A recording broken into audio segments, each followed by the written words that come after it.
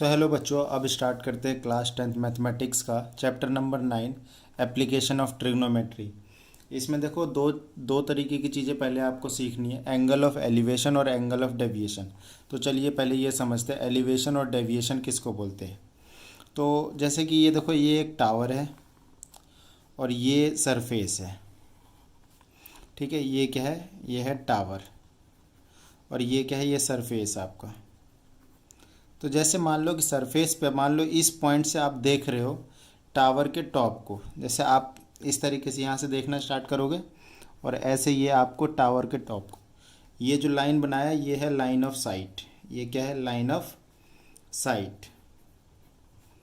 ठीक, जिधर से आप इसको देख रहे हो लाइन ऑफ साइट को।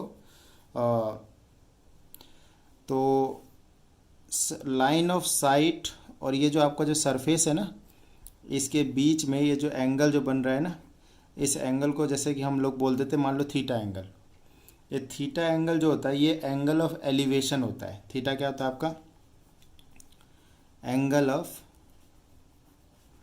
Elevation, angle of elevation. और हिंदी में इसको उन्नयन कोण बोला जाता है। उन्नयन कोण, इस तरीके से इसका हिंदी में नाम होता है उन्नयन कोण। तो एंगल ऑफ एलिवेशन, ठीक है। लाइन ऑफ साइट, ये जो हमारी जो दृष्टि रेखा है और जो सरफेस के बीच का जो एंगल है, that is angle of elevation. तो ये तो हो गया angle of elevation. Now angle of deviation. अब यही टावर हम बनाते हैं यहाँ पर और ये आपका सरफेस है। मान लो कोई टावर पर खड़े होकर यहाँ से सरफेस के किसी पॉइंट को देख रहा हो, इस पर्टिकुलर जैसे कि इस पॉइंट को देख रहा हो, ठीक है, यहाँ से टावर से देख रहा है। अब ये इस स्थिति में जो ये जो जैसे ये नीचे में ये क्या है? ये सरफेस है ना, सरफेस या फिर बेस कह लो। तो ऐसा ही एक पैरेलल लाइन इधर ड्रॉ करेंगे हम सबसे पहले। ये देखो, ये जिसको अपन होराइजन बोल देते हैं ना, होराइजन, होरिजोन या फिर होराइजन। तो बेटा ये जो आप जो देख रहे हो ये वाली चीज़, बच्चों ये जो आप देख रहे हो ये होगी इस बारी line of site. Line of site. तो लाइन ऑफ साइट और हॉरिजॉन के बीच में ये वाला जो एंगल है ना थीटा, इसको बोलते हैं एंगल ऑफ डेविएशन। अभी यहाँ पर था क्या? एंगल ऑफ एलिवेशन था। अब जब ऊपर से कोई चीज़ नीचे की तरफ देखते हैं तो उसको बोलते हैं एंगल ऑफ डेविएशन, जिसको हम लोग थीटा से रिप्रेजेंट कर रहे हैं। अभी जैसे कि ये वाली लाइन और ये वाली लाइन दोनों क्या आपस में पैरेलल लाइन है। तो ये वाला एंगल और ये जो एंगल है ये भी आपका बराबर हो जाएगा।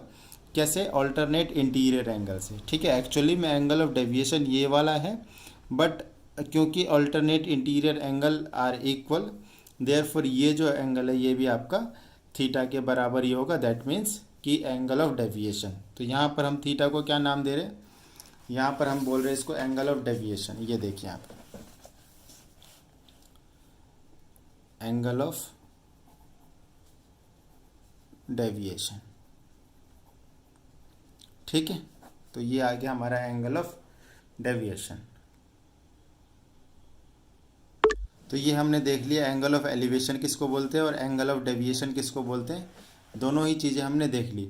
अब चलिए हम एक्सरसाइज स्टार्ट करते हैं। एक्सरसाइज 9.1, इस चैप्टर में एक ही एक्सरसाइज है, तो एक्सरसाइज 9.1 हम स्टार्ट कर रहे हैं। एक्सरसाइज 9.1, तो इसमें क्वेश्चन नंबर पहला देखते हैं।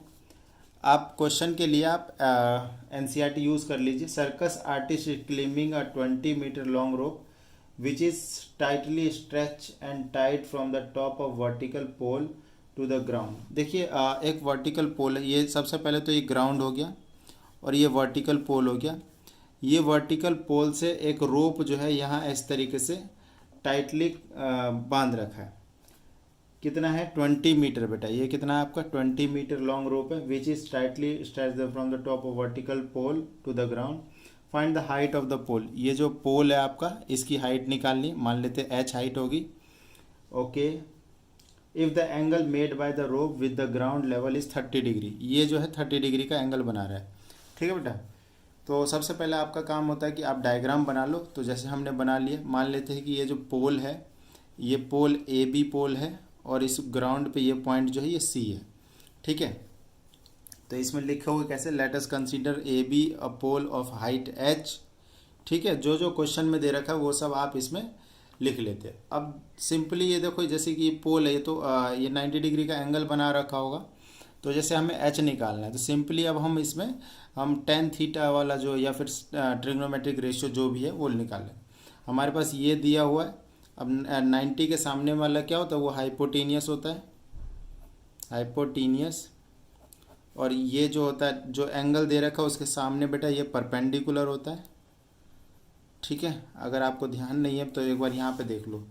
जैसे 90 डिग्री का कोई एंगल होता है ना, ये इसके सामने हाइपोटेनियस होता है, और जो एंगल दिया हुआ होता है उसके सामने ये परपेंडिकुलर होता है, जो बच गया वो बेस होता है। अब हमारे पास हाइपोटेनियस गिवन है, परपेंडिकुलर निकालना है। तो हाइपोटेनियस और परपेंडिकुलर में जो रिलेशन होता है साइन थीटा का होता है। तो जो साइन 30 डिग्री हो जाएगा वो क्या हो जाएगा, एच अपॉन में परपेंडिकुलर अपॉन में hypotenuse. Hypotenuse that means 20। Hypotenuse कितना है, वो है हमारा 20। साइन 30 की वैल्यू यहाँ पे लिख दो। साइन 30 की वैल्यू होती है हमारे पास 1/2। तो एच अपॉन 20 इक्वस टू 1/2। यहाँ से आपका आ गया एच इज इक्वल टू 20/2, और यहाँ से H is equal to 10 metre. तो ये हमारे पास वैल्यू निकल के आ गई। ठीक ना। तो question number 2, a tree break due to strong broken. देखो एक ट्री जो है इस तरीके से सरफेस पे, मान लेते ये एक ट्री है। ठीक, ट्री की कुछ हाइट है। क्या कहता है कि ट्री ना ब्रेक कर जाती है। मान लो कि ट्री का इतना पोर्शन जो है, ये वाला हिस्सा ट्री का टूट गया, इतना हिस्सा ट्री का टूट गया, और ये इस तरीके से इधर की तरफ ऐसे अर्थ को और जो सरफेस को टच करने लग गया इस पॉइंट पर। ठीक है, देखो ये पूरी हाइट जो है वो ट्री की हाइट है। ट्री का क्या हुआ कि ये वाला जो पोर्शन है ये टूट के ऐसे लटक नहीं जाते, तो ये नीचे की तरफ आ गया और ये धरती को टच कर रहा है। अच्छा, अब देखिए क्या कर रहा है कि एंगल जो है वो 30 डिग्री का बना रहा है। ये एंगल बेटा 30 डिग्री का बन गया। The distance between the foot of the tree to the point where the top touch is 8 metre. ये वाला जो पॉइंट है ना, ये वाला, ये डिस्टेंस, ये बेटा 8 मीटर है।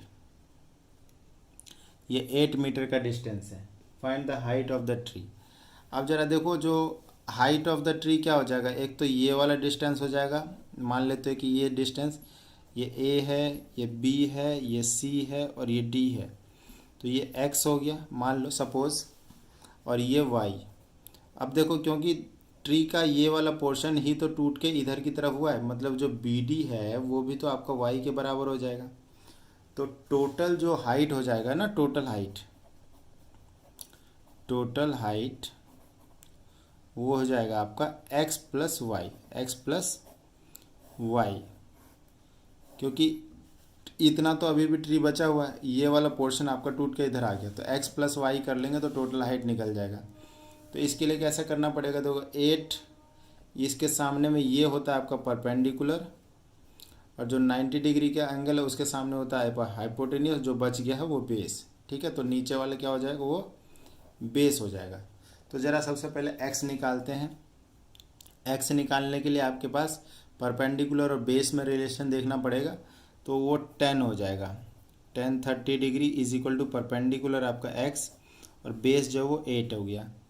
तो x is equal to 10 8 into में 10 30 होता है 1/√3। तो x की वैल्यू आ गई 8 अपॉन में √3। चलिए जी, ये हमारा आ गया।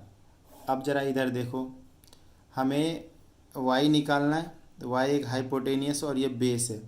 बेस और हाइपोटेनियस में रिलेशन होता है कॉस वाला। तो cos 30 is equal to base की जगह पे है 8 और हाइपोटेनियस की जगह पे है y, और cos 30 की वैल्यू होती है √3 अपॉन में 2 इक्वस टू 8 अपॉन y। यहाँ से वैल्यू आ गई y is equal to 16 upon में √3। ठीक है, नाउ जो हाइट ऑफ ट्री है, हाइट ऑफ ट्री ये क्या आ गया, x प्लस वाई, जो कि मैंने पहले ही बता दिया था आपको। इस तरीके से देखिए, तो x की वैल्यू है हमारे पास 8 अपॉन में √3, y की वैल्यू है 16 अपॉन में √3। तो तो इन दोनों को देखो एलसीएम ले लो √3, तो 8 प्लस में 16 क्या हो गया 24 √3। √3 से ऊपर नीचे मल्टीप्लाई कर दो और जिसको हम रैशनलाइजेशन का नाम दे देते हैं, तो ये आ गया हमारा 24 √3 अपॉन 3, तो 3 24 जो कट जाएगा, ये आ गया 8 √3 मीटर। ये आ गया आपका ट्री की हाइट। ठीक है ना, okay. Now the next question is question number 3। A contractor plans to install two slides for the children to play in the park. For the children below age 5 years, she prefer a slide whose top is at height 1.5 metre. देखो कुछ नहीं, जैसे कि park में ना जो slides लगाते हैं, तो 2 स्लाइड लगानी है। तो एक बच्चों के लिए स्लाइड लगानी है जो 5 साल से कम उम्र के बच्चे हैं, जिसकी जो हाइट है वो 1.5 मीटर। ये इधर वाला देखो, ये 5 ईयर वालों के लिए है, तो इसकी जो हाइट है वो 1.5 मीटर रहने वाली है। Okay, prefer to have slide, तो top 1.5 metre and is inclined at an angle of 30 degree to the ground. ये इनका इस इंक्लाइनेशन कितना है, वो 30 डिग्री है। तो ये देखो, ये हमने बना दिया, ये 30 डिग्री बना दिया, ये तो 90 डिग्री का एंगल बनेगा, right. Where the elder children she want to have a steep, तो एल्डर चिल्ड्रन मतलब 5 ईयर से जो बड़े बच्चे हैं, ग्रेटर देन 5 ईयर वाले, उनके लिए थोड़े से बड़े झूले बनाए गए हैं। और जो एंगल भी जो है वो 60 डिग्री का है। ये पूरा 3 मीटर है और ये एंगल जो है वो 60 डिग्री है। ठीक, okay. What should be the length of the slide in each case. तो हमें बस यही बताना है कि ये वाला स्लाइड की लेंथ और इस केस में ये वाले स्लाइड की लेंथ। ठीक, कोई दिक्कत नहीं। यहाँ पे x मान लो, यहाँ पे y मान लो, तो x की वैल्यू बतानी इधर और y की वैल्यू बतानी इधर, कोई दिक्कत वाली बात नहीं है। देखो आपके पास ये एंगल के सामने में क्या होता है, परपेंडिकुलर होता है। बहुत बार बता चुका हूँ, एंगल के सामने क्या होता है, वो परपेंडिकुलर होता है। जो 90 डिग्री के सामने में वो होता है हाइपोटेनियस, तो ये भी हमारा हाइपोटेनियस हो गया, राइट। तो परपेंडिकुलर हाइपोटेनियस में आपको कौन देता है रिलेशन, साइन दे देता है। तो sine theta is equal to क्या होता है, परपेंडिकुलर अपॉन हाइपोटेनियस। तो आपको निकालना है sine 30 degree is equal to perpendicular, बेटा कितना आ गया आपका पास, ये है 1.5 और हाइपोटेनियस हमारे पास x है। साइन 30 की वैल्यू होती है हमारी 1/2 इज इक्वल टू 1.5 अपॉन में s। तो x is equal to 2 into 1.5 that is 3 metre. ठीक है, तो इस वाले झूले में जो ये जो स्लाइड होगा वो 3 मीटर का होगा। नाउ दिस क्वेश्चन, इसमें भी आपको वही करना है, सेम चीज़। Sine 60 degree is equal to perpendicular that means 3 और हाइपोटेनियस मतलब y। तो साइन 60 होता है √3 अपॉन में 2 is equal to 3 upon y। आप क्रॉस मल्टीप्लाई कर देंगे तो 6 अपॉन में √3। रूट की वैल्यू डिनोमिनेटर में नहीं होती है, तो इसको √3 से ऊपर नीचे मल्टीप्लाई कर दो, जिसको हम लोग रैशनलाइजेशन बोलते हैं। 6 √3 अपॉन में 3, तो y आ गया आपका 2√3। चलो जी, ये आ गया हमारे पास। तो हमने दोनों स्लाइड्स की लेंथ भी निकाल ली। ठीक है, ये छोटे बच्चों के लिए झूला था, ये बड़े बच्चों के लिए झूला था, दोनों में हमने इस तरीके से स्लाइड की लेंथ निकाल ली। तो 3 क्वेश्चन हो गए। नेक्स्ट क्वेश्चन मैं नेक्स्ट वीडियो में बताता हूँ। तो फिलहाल इतना ही। Thank you so much.